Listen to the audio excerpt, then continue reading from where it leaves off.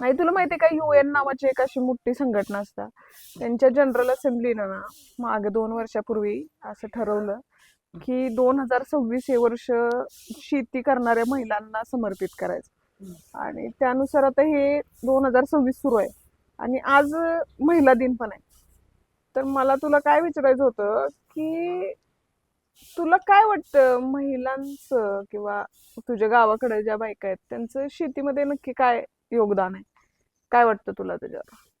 अगं योगदान त्यांचं म्हणजे सगळं शेतीतले काम महिलाच करीत होत्या, बायकाच करायचे आमच्या इकडे. हा. बायकांच्या जीवावलीच हम्म.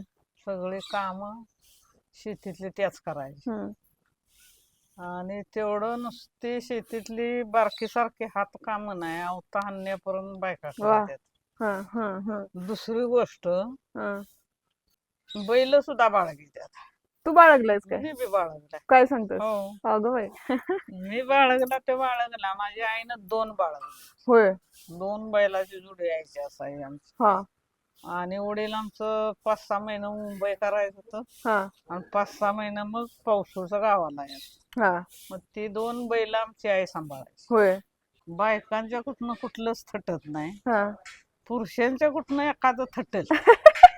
जसं की एखादं भांगला याचं नाही एखाद्याला, पण बायकांच्या कुठनं काय करायचं म्हटलं तर बायका कुठल्या कामात मागं पडत नाही. होय.